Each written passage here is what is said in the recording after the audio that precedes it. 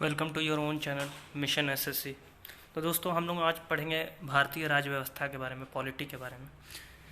और ये पॉलिटी का पहला लेक्चर होगा। इससे पहले प्रीवियस ईयर क्वेश्चन में डाला था, तो डालने के बाद मेरा ऐसा विचार हुआ कि पॉलिटी का पहले थ्योरी कुछ कुछ बताया जाए और जो कि बाद में क्वेश्चन कवर करने में बहुत आसानी पड़े। तो पॉलिटी में हम लोग जानेंगे जो भी इम्पोर्टेंट जितना भी थ्योरी होते हैं उन सभी को जानेंगे हम लोग। तो इम्पोर्टेंट थ्योरी को जानने से क्या होगा, इम्पोर्टेंट नहीं सभी थ्योरी को जानने का इस वीडियो के माध्यम से प्रयास करेंगे। इस जितने भी थ्योरी कंप्लीट करने का कोशिश करेंगे ताकि आगे चल के जो क्वेश्चन प्रीवियस ईयर करें उसमें आसानी हो। तो शुरू करते हैं। पहले देखिए, भारतीय राज्य व्यवस्था में मैं मिटाना चाहूँगा। भारतीय राज्य व्यवस्था में हम लोग भारतीय राज्य व्यवस्था के बारे में जानना है। तो हम लोग पहले राज्य के बारे में जानते हैं कि राज्य क्या होता है। राज्य होने के लिए अनिवार्य क्या क्या चीज़ होना चाहिए।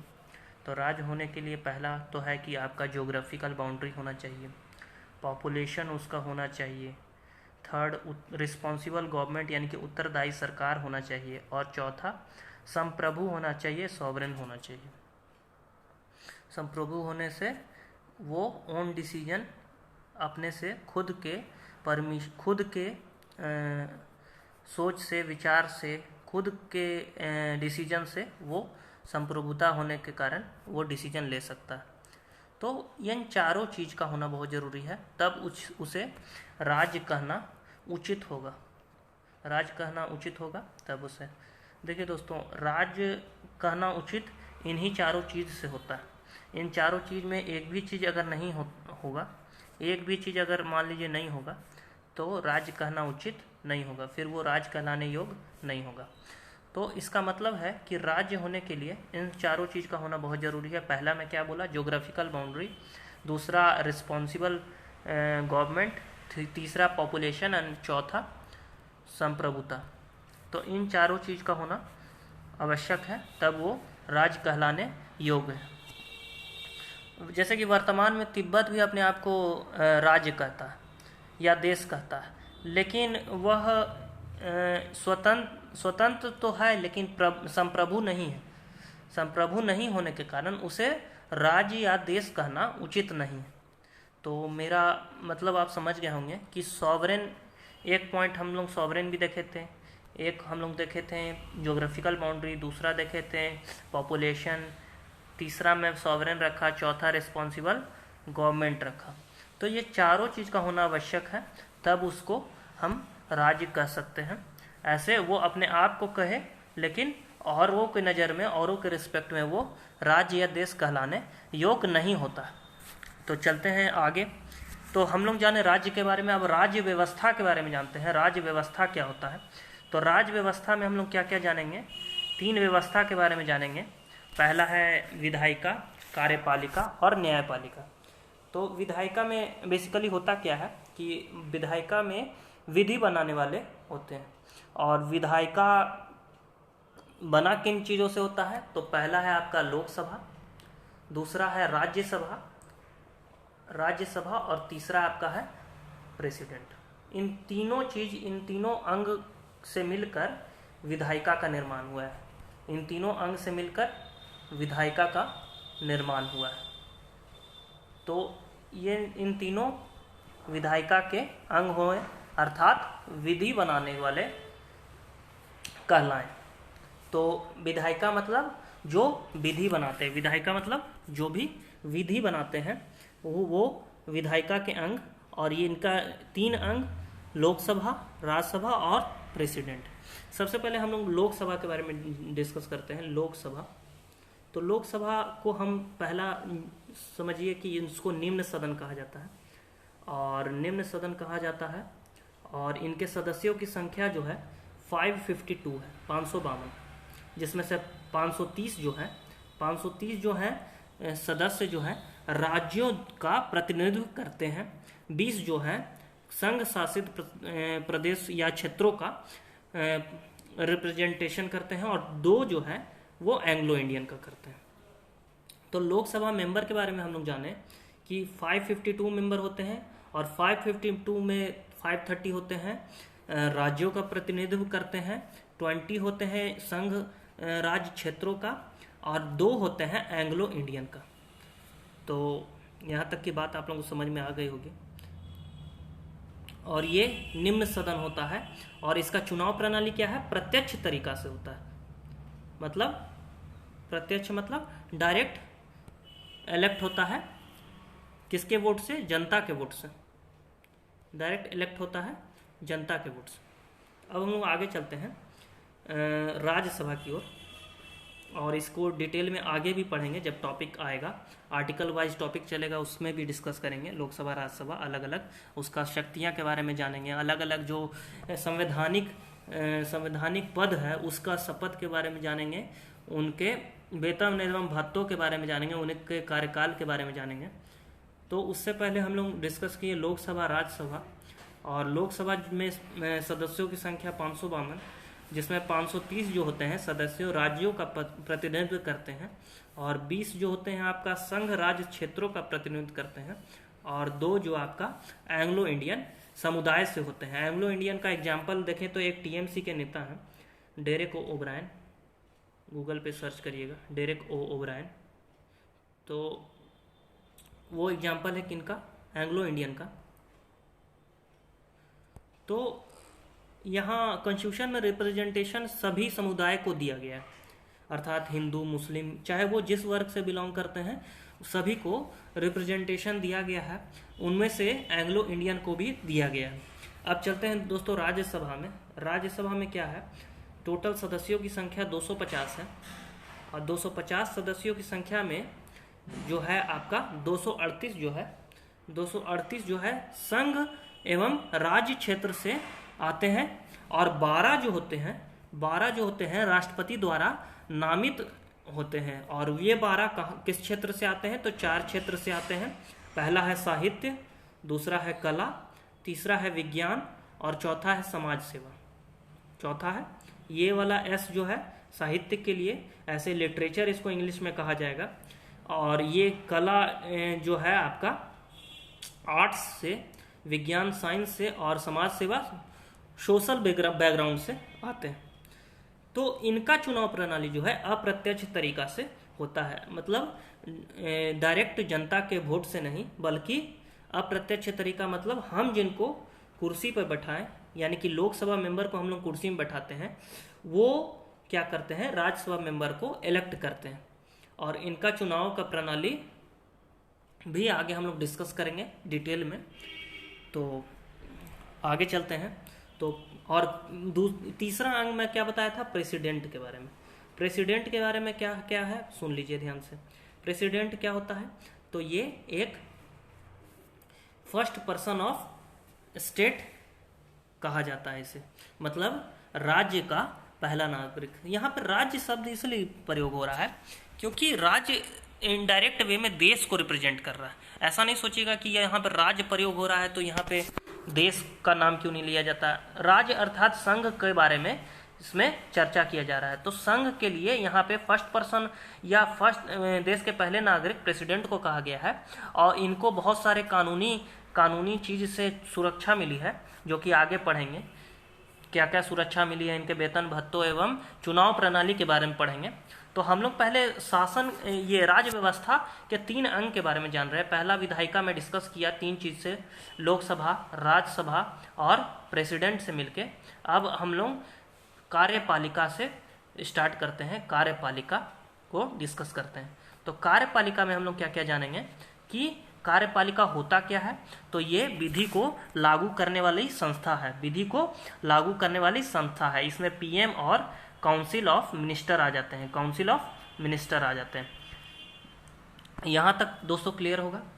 तो कार्यपालिका विधि को लागू करता है, लेकिन विधायिका विधि को बनाता है। और काउंसिल ऑफ मिनिस्टर में पीएम के बारे में, सीएम के बारे में, ये सब काउंसिल ऑफ मिनिस्टर में आपका कार्यपालिका में विधि लागू करने वाला जो भी हो गया, उसके बारे में आगे हम लोग को पढ़ना है। संवैधानिक पद जैसा कि मैं बोला, उसके बारे में पढ़ना है। नेक्स्ट है न्यायपालिका। न्यायपालिका क्या है? तो ये एक एकात्मक व्यवस्था है। न्यायपालिका के बारे में क्या मैंने बताया? ये एक एकात्मक व्यवस्था है। और ये विधि के अनुसार चलने वाली व्यवस्था है। इसके अंतर्गत सुप्रीम कोर्ट जो है सबसे बड़ी संस्था कहलाती है, हाई कोर्ट, उसके बाद जितने भी अधीनस्थ कोर्ट हो गए जैसे डिस्ट्रिक्ट कोर्ट, तो ये सारे इसके अंडर में आते हैं। और ये कैसा व्यवस्था है, तो ये एकात्मक व्यवस्था है। तो दोस्तों यहाँ तक की बात आप लोगों को क्लियर होगा। और यहाँ इस पूरे में जानने का हम लोग प्रयास किए राज्य के बारे में। राज्य के बारे में 4 चीज़ जाने: ज्योग्राफिकल बाउंड्री, पॉपुलेशन, उत्तरदायी सरकार यानी कि रिस्पॉन्सिबल गवर्नमेंट, और सॉवरेन यानी कि संप्रभु होना जरूरी है। एग्जाम्पल के तौर पे मैं क्या दिया, तिब्बत का एग्जाम्पल दिया। वर्तमान में वो भी अपने आप को राज्य कहता है, परंतु राज्य या देश कहना उचित नहीं है क्योंकि वो संप्रभु नहीं। आगे चलते हैं दोस्तों। आगे हम लोग को पढ़ना है व्यवस्था के बारे में, जो अलग अलग, जैसे कि 2 तरह की व्यवस्था के बारे में पढ़ना है। एक अध्यात्मक व्यवस्था, ध्यान से सुनिएगा, अध्यात्मक व्यवस्था, और हमारे यहाँ जो है संसदीय व्यवस्था के बारे में पढ़ना है। संसदीय व्यवस्था, दोनों में डिफरेंस क्या है, प्लस पॉइंट, और जिसको इंग्लिश में प्रोज एंड कॉन्स कहते हैं, मतलब एडवांटेज और डिसएडवांटेज क्या है, वो सब हम लोग जानेंगे। तो पहले हम लोग अध्यक्षीय व्यवस्था यानी कि प्रेसिडेंशियल सिस्टम को पहले डिस्कस करते हैं। पहला देखिएगा, यहाँ पे सीनेट होता है, पहला चीज़। दूसरा आपका क्या क्या होता है, पहले मैं बता दूं। इसमें क्या होता है, अध्यक्षीय व्यवस्था में राष्ट्रपति का चुनाव जो होता है, प्रेसिडेंट का चुनाव जो होता है, प्रत्यक्ष तरीके से होता है। कैसे होता है, यानी कि प्रत्यक्ष तरीका मतलब डायरेक्ट, जनता के थ्रू, डायरेक्ट वे, यानी कि जनता के द्वारा चुना जाता है। और इसमें क्या होता है, 2 तरह के सदन जिनको मिलाकर सदन का निर्माण किया जाता है। 2 तरह के सदन जिनको मिलाकर सदन का निर्माण किया जाता है। और इसमें होता क्या है कि विधायिका का कोई भी सदस्य जो है मंत्री नहीं बन सकता। विधायिका, मैं क्या बोला, इस व्यवस्था में क्या होता है, विधायिका यानी कि विधि बनाने वाला कोई भी सदस्य मंत्री नहीं बन सकता। और आगे क्या है कि इसका कार्यकाल जो है 4 वर्षों का होता है। और इस व्यवस्था को ज़्यादा अस्थायी माना गया है, यानी कि अस्थायी माना गया, क्योंकि इसमें किसी भी तरह का आप कह सकते हैं मतलब कि किसी भी तरह का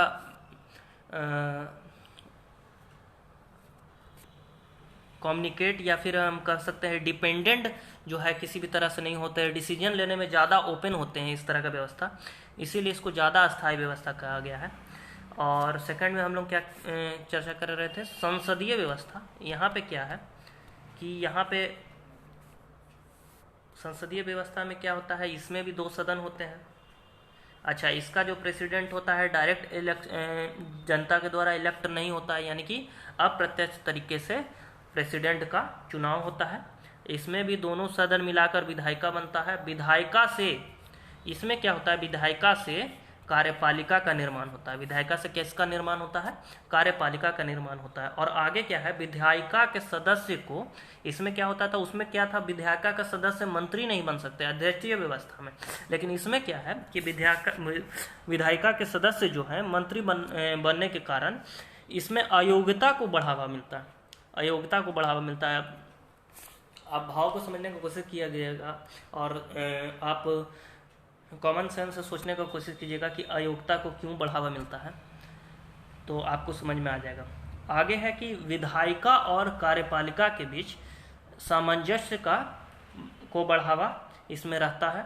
और राष्ट्रपति का चुनाव इसमें कैसे होता है, अप्रत्यक्ष तरीके, जैसे शुरू में बताया अप्रत्यक्ष तरीके से होता है। उसमें कैसा होता था, प्रत्यक्ष तरीके से, यानी कि डायरेक्ट इलेक्ट होते थे आपको जनता के द्वारा, लेकिन इसमें अप्रत्यक्ष तरीका अपनाया जाता है। नेक्स्ट है आपका, इसको कम अस्थायी माना गया, इसको कम अस्थायी माना गया। और इसमें क्या है कि चुनाव जो है, कार्यकाल जो है 5 वर्षों का होता है, 5 इयर्स। और इसमें 5 वर्ष के पहले लोकसभा को भंग किया जा सकता है और चुनाव को एज इट इज 1 साल पहले 2 साल पहले भंग करना उनके हाथ में होता है। तो हम लोग डिफरेंस जाने, जबकि वहाँ पे भंग करने की कोई बात नहीं है आध्यात्मिक व्यवस्था को। तो हम लोग अब लोकतंत्र में चलते हैं। 2 तरह की व्यवस्था हम लोग पढ़ें, एक संसदीय व्यवस्था पढ़ें, एक आध्यात्मिक व्यवस्था पढ़ें। अब हम लोग चलते हैं लोकतंत्र यानी कि डेमोक्रेसी में। लोकतंत्र यानी कि डेमोक्रेसी में। तो इसमें होता क्या है कि इसमें कुछ विषय शामिल हैं जो कि हम लोग जानते हैं। कुछ विषय क्या क्या शामिल है देखते हैं। इसमें क्या होता है कि उत्तरदायित्व पूर्ण सरकार होती है और जनता की इच्छा से शासन का संचालन किया जाता है। इसमें वयस्क मताधिकार होता है। स्वतंत्र न्यायपालिका इसी में पाई जाती है। निष्पक्ष एवं समयबद्ध चुनाव इसमें किया जाता है और लोगों की व्यक्तित्व स्वतंत्रता इसमें भली भांति देखी जाती है और दबाव समूह इसमें पाया जाता है। तो हम लोग क्या क्या चीज़ जाने, 7 चीज़ों को जाने। पहला जाने रिस्पॉन्सिबल गवर्नमेंट होता है। रिस्पॉन्सिबल गवर्नमेंट होने के साथ साथ जनता की इच्छा से शासन का संचालन होता है। उसके साथ साथ वयस्क मताधिकार पाया जाता है। वयस्क मताधिकार के आधार पर चुनाव संपन्न किया जाता है। स्वतंत्र न्यायपालिका पाई जाती है। निष्पक्ष एवं समयबद्ध चुनाव होता है और लोगों की व्यक्तित्व स्वतंत्रता इसमें देखी जाती है और दबाव समूह इसमें पाया जाता है। नेक्स्ट है हम लोग यहाँ पे लोकतंत्र का भी 2 तरह का होता है, अप्रत्यक्ष और प्रत्यक्ष, प्रत्यक्ष और अप्रत्यक्ष। जैसे कि है क्या कि स्विट्जरलैंड और कनाडा के कैंटोन में जो है प्रत्यक्ष लोकतंत्र पाया जाता है, लेकिन यहाँ पे आपका भारत में देख लीजिए अप्रत्यक्ष लोकतंत्र पाया जाता है। अप्रत्यक्ष लोकतंत्र पाया जाता है। कैसे पाया जाता है कि यहाँ पे स्वतंत्र रूप से जनता भाग नहीं लेता है, जबकि चुने हुए प्रतिनिधियों, सांसद, विधायक के माध्यम से शासन का संचालन होता है। कहाँ पे? अप्रत्यक्ष लोकतंत्र में। जस्ट इसका रिवर्स सोच लीजिए। प्रत्यक्ष लोकतंत्र में जो होता है डिसीजन या भागीदारी जनता का होता है और उसमें उसी को प्रत्यक्ष लोकतंत्र कहते हैं। और इसमें होता क्या है कि अप्रत्यक्ष लोकतंत्र में जनता शासन स्वतंत्र रूप से भाग नहीं लेता है, जबकि चुने हुए प्रतिनिधियों एवं सांसद एवं विधायकों के माध्यम से शासन का संचालन करता है। यहाँ तक की बात समझ में आ गई होगी। हम लोग चलते हैं नेक्स्ट। अब हम लोग जानते हैं गणतंत्र के बारे में। गणतंत्र क्या होता है? तो गणतंत्र का अर्थ होता है जिसका फर्स्ट पर्सन ऑफ स्टेट यानी कि प्रेसिडेंट डायरेक्ट या इनडायरेक्ट वे में यानी कि प्रत्यक्ष या अप्रत्यक्ष रूप से जनता के द्वारा चुना जाता हो, उसे गणतंत्र कहा जाता है। तो यहाँ पे भारत कैसा है? गणतंत्र है, लेकिन ब्रिटेन गणतंत्र नहीं है, क्योंकि प्रेसिडेंट वहाँ जनता के द्वारा प्रत्यक्ष या अप्रत्यक्ष रूप से नहीं चुना जाता है। तो जहाँ भी राजा का शासन यानी कि राजा हुआ, उसका बेटा वहीं का प्रेसिडेंट बन गया, उसका पोता इसी का पोता बन गया वहाँ का प्रेसिडेंट। तो ये क्या है? ये इसमें आपको एक पीढ़ी जो राजा था उसी का वंशज जितना भी है वो प्रेसिडेंट बनते जा रहा है, अर्थात किसी भी तरह से जनता का भागीदारी नहीं है इसमें। इसका मतलब है कि वो देश गणतंत्र नहीं। तो गणतंत्र के बारे में भी हम लोग जाने कि फर्स्ट पर्सन ऑफ स्टेट जहाँ का अप्रत्यक्ष या प्रत्यक्ष तरीके से रूप से जनता के द्वारा चुना जाता हो, उसे गणतंत्र कहते हैं। नेक्स्ट हम लोग चलते हैं। अब कुछ हिस्ट्री के बारे में जानेंगे। अब हिस्ट्री क्या है? हिस्ट्री टॉपिक हिस्ट्री नहीं, ये कॉन्स्टिट्यूशन से रिलेटेड हिस्ट्री। कॉन्स्टिट्यूशन कैसे कैसे यहाँ पे बात बनी, इसके बारे में हम लोग जानेंगे। तो सर हेनरी मैन जो है, सबसे पहले सर हेनरी मैन जी ने संविधान सभा का कॉन्सेप्ट दिया था। सर हेनरी मैन जी ने आगे क्या है कि भारत में संविधान सभा का विचार जो है राष्ट्रीय आंदोलन से जुड़ा है और इसकी प्रथम अभिव्यक्ति जो है 1895 में बाल गंगाधर तिलक के द्वारा स्वराज बिल के द्वारा मांगा गया था कि भारत में संविधान होना चाहिए, भारतीय का अपना एक संविधान होना चाहिए। और बाद में 1916 में होम रूल आंदोलन भी चलाया गया था, वो हम लोग आधुनिक भारत में पढ़ेंगे। आगे क्या होता है, 1919 में मॉन्टेग्यू चैम्फोर्ड में कहा जाता है कि एक संविधान सभा होना चाहिए जिसके द्वारा भारतीय संविधान लागू होगा। तो एक संविधान सभा होना चाहिए। इसमें सिर्फ बात कही गई कि एक संविधान सभा होना चाहिए जिसके द्वारा जो आपका संविधान को लागू किया जाएगा। तो सबसे पहले अभिव्यक्ति बाल गंगाधर तिलक के द्वारा 1895 में स्वराज बिल में संविधान की मांग की गई थी, ये याद रखना है। और सबसे पहले संविधान का कॉन्सेप्ट जो है, इस चीज की संविधान सभा का कॉन्सेप्ट जो सर हेनरी मैन ने दिया था। बाद में उसके बाद होता क्या है कि 1919 में मॉन्टेग्यू चेम्फोर्ड में कहा जाता है कि एक संविधान सभा होना चाहिए जिसके द्वारा भारतीय संविधान लागू होगा। उसके बाद 1922 में क्या होता है, गांधी के द्वारा कहा गया कि भारतीय संविधान भारतीय की इच्छा के अनुसार होना चाहिए। तो ये सब बीच बीच में क्या है ना कि बीच बीच में इम्पोर्टेंट नहीं, बीच बीच में कोई कोई पॉइंट इम्पोर्टेंट नहीं है, लेकिन इसको जानना जरूरी है। आगे क्या है, 1925 में शिमला में एनी बेसेंट के द्वारा दोनों सदनों का प्रतिनिधियों को बुलाया गया जहां संविधान सभा पर चर्चा होता है।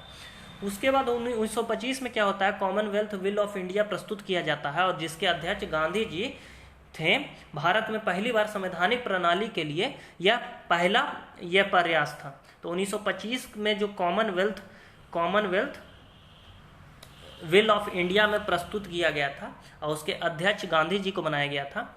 और भारत में पहली बार संवैधानिक प्रणाली के लिए यह प्रयास था। पहली बार प्रयास अगर संवैधानिक प्रणाली के लिए पूछा जाएगा तो 1925 के कॉमनवेल्थ विल ऑफ इंडिया में इसका आंसर होगा।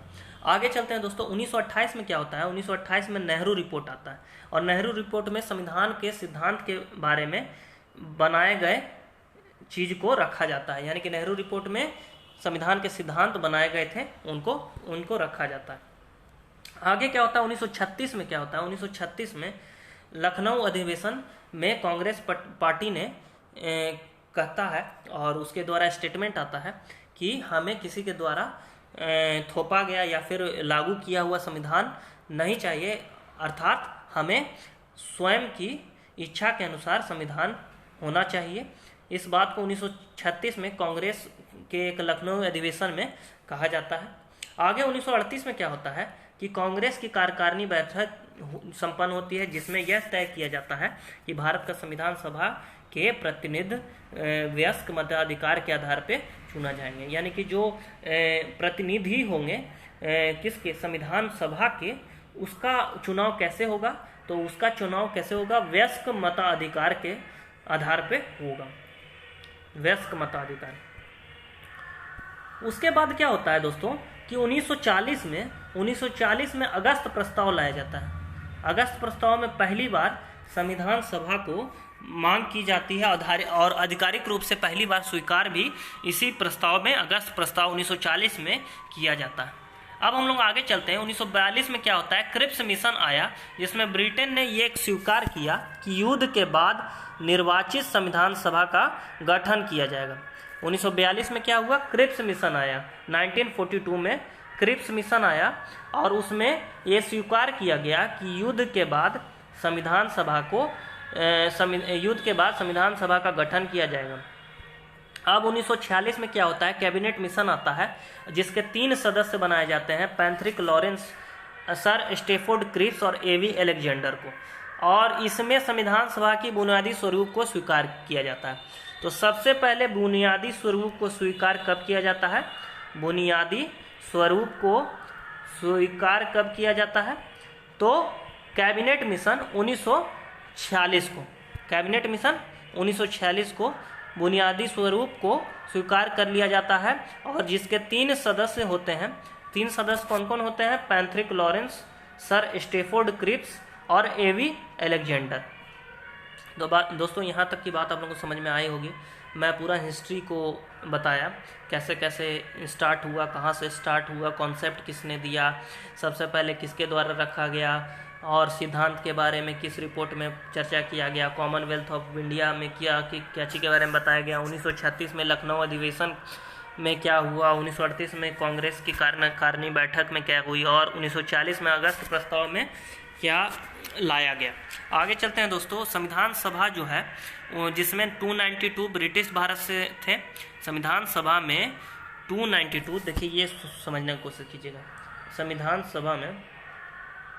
सभा में इसमें 292 जो होते हैं वो ब्रिटिश भारत से थे, और 93 तो जो थे वो राजा थे, और 4 कमिश्नरी थे, 4 कमिश्नरी थे। यहाँ तक की बात क्लियर होगी आपको। तो 292 ब्रिटिश भारत से थे, 93 राजा थे, और 4 कमिश्नरी थे। आगे क्या है कि ब्रिटिश भारतीय प्रांत से 10 लाख पे एक व्यक्ति को चुना गया। ये क्वेश्चन एक बार आया है कि 10 लाख पे कितने व्यक्ति को चुना गया, या ऐसे करके कि इसका रेशियो जो था चुनने का वो क्या था, तो एक व्यक्ति प्रति 10 लाख में। आगे क्या है, संविधान सभा की पहली बैठक। संविधान सभा की पहली बैठक 9 दिसंबर 1946 को हुई। संविधान सभा की पहली बैठक 9 दिसंबर 1946 को होता है। 9 दिसंबर 1946।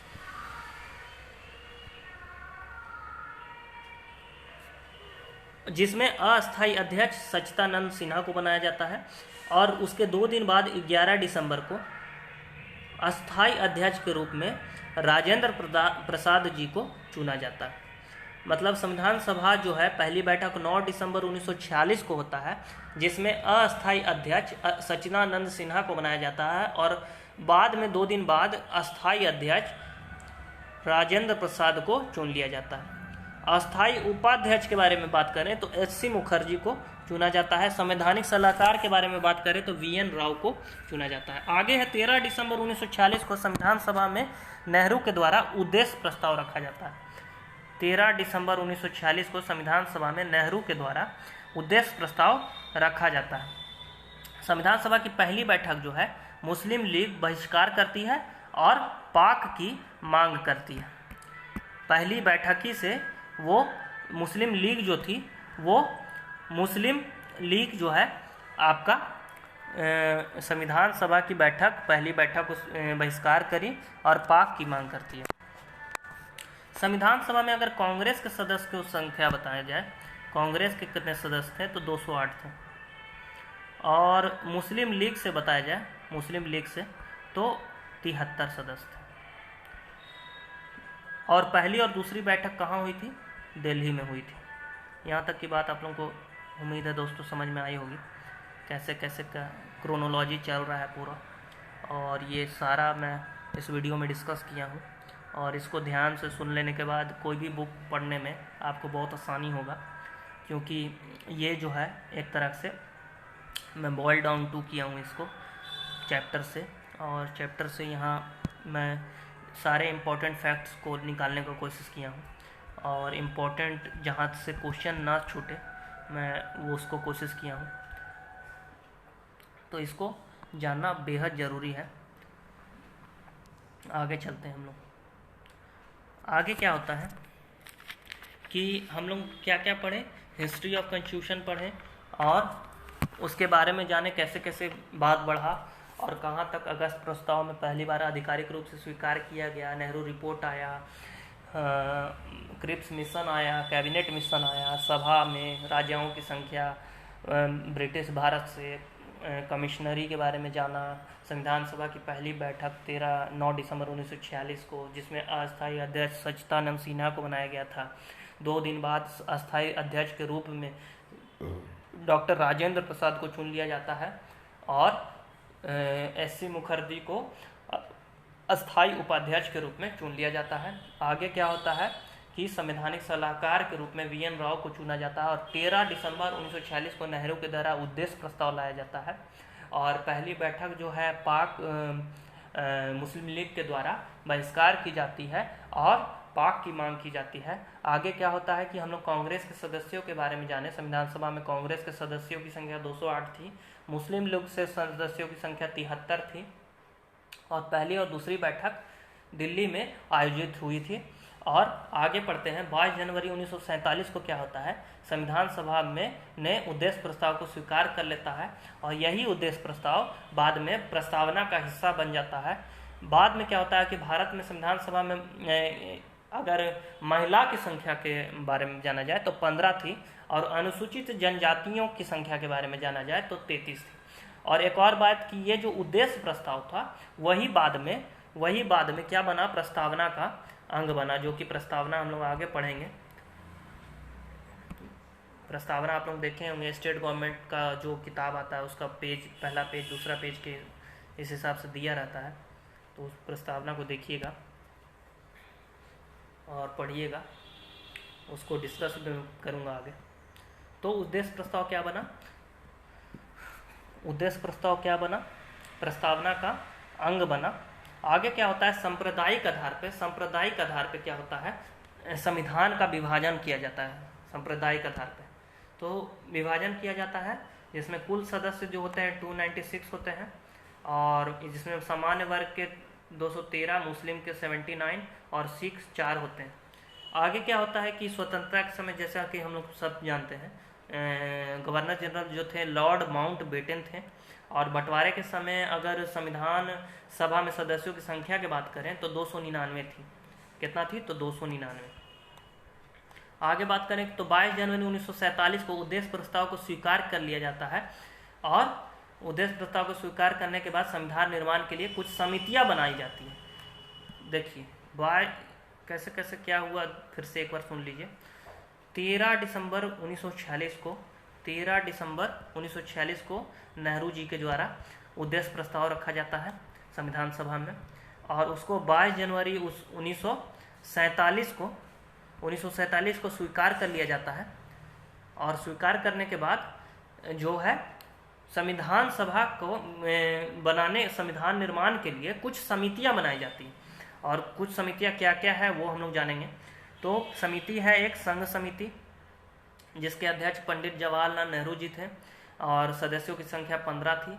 प्रांतीय समिति की बात करें तो पहला में हम लोग जाने संघ समिति, जिसमें नेहरू जी थे अध्यक्ष, सदस्यों की संख्या 15 थी।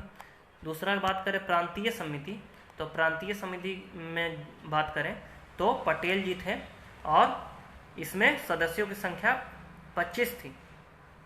आगे बात करें संघ शक्ति के बारे में, तो संघ शक्ति के बारे में बात करें तो इसके नेहरू जी और सदस्यों की संख्या 9, और मूल अधिकार एवं अल्पसंख्यक समिति पटेल जी को बनाया गया था। किसको, मूल अधिकार यानी कि फंडामेंटल राइट जो है, और उनके अध्यक्ष तो पटेल जी को बनाया गया था, और इसमें सदस्यों की संख्या 54 थी।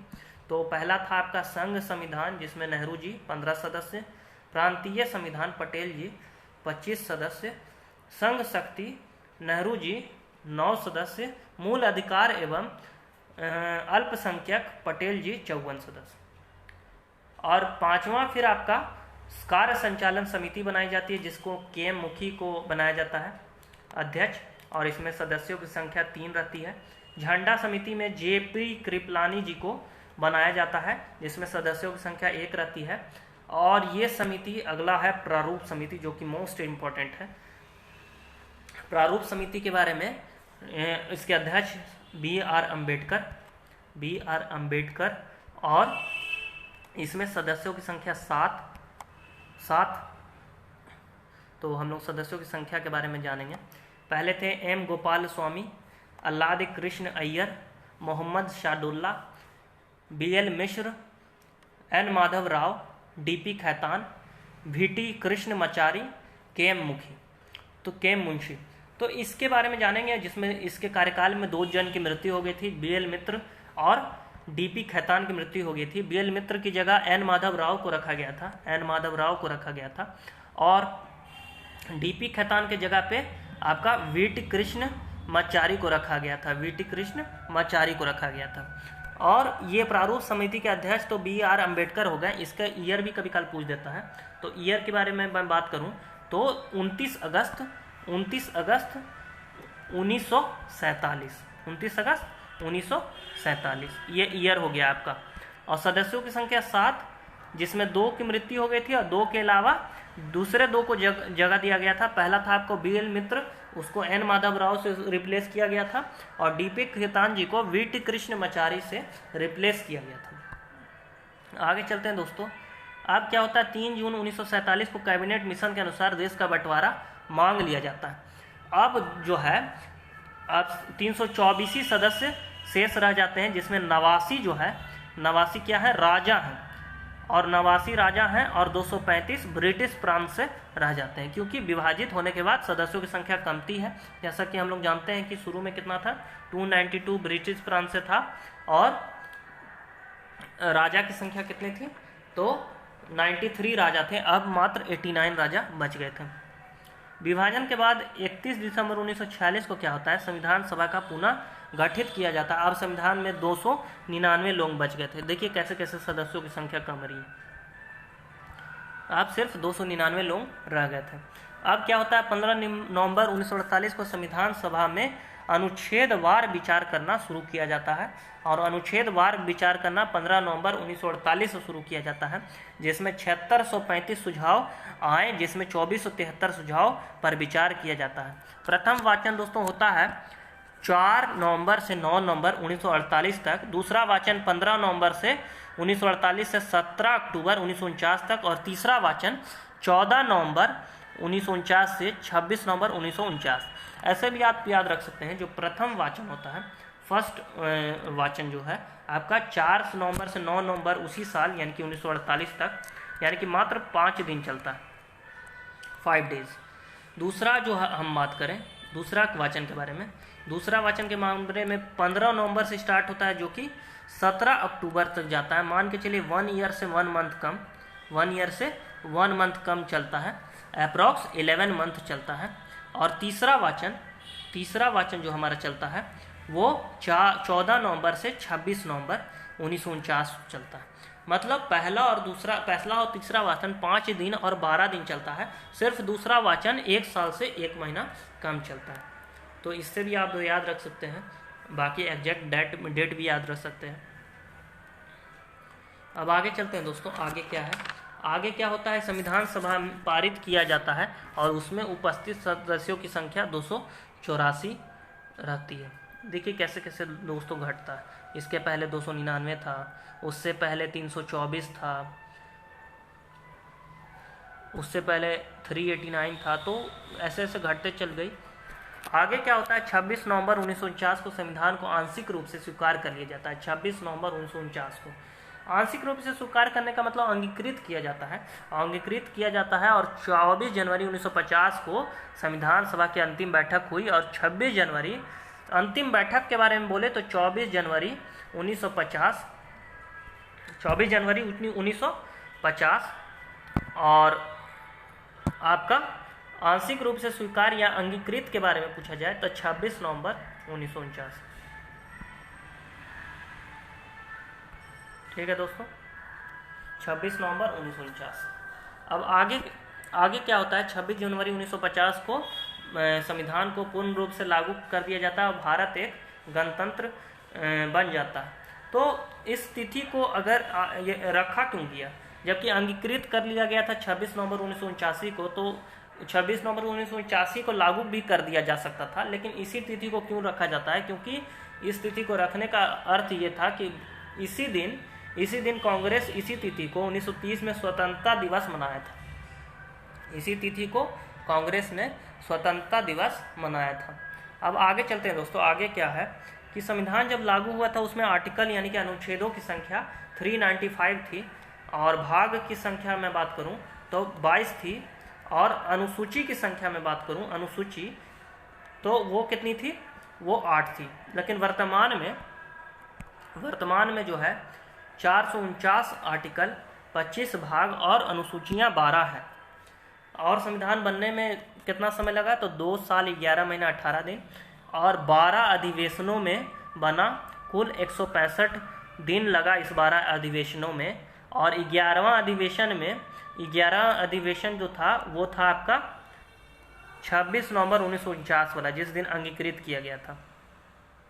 और इसमें बनाने में खर्च कितना लगा, तो 64 लाख खर्च लगा। और 26 जनवरी 1950 से संविधान सभा ही पहले चुनाव होने तक अंतरिम सरकार बना रहा। तो दोस्तों अब अंतरिम सरकार आता है, जो कि हम लोग नेक्स्ट वीडियो में खत्म करेंगे। नेक्स्ट वीडियो में अंतरिम सरकार के बारे में जानेंगे और कुछ राष्ट्रीय महत्व के चीज़ों के बारे में जानेंगे। तो मिलते हैं नेक्स्ट वीडियो में। उम्मीद है दोस्तों यहाँ तक की थ्योरी आप लोगों को समझ में आई होगी। तो मिलते हैं नेक्स्ट वीडियो में, तब तक के लिए आप इस वीडियो को देखिए और कोई भी बुक से पढ़िए और प्रीवियस ईयर क्वेश्चन सोर्स मतलब पहला पार्ट जो सोर्स से बिलोंग करता है जितना भी क्वेश्चन वो आपको समझ में धीरे धीरे आने लगेगा।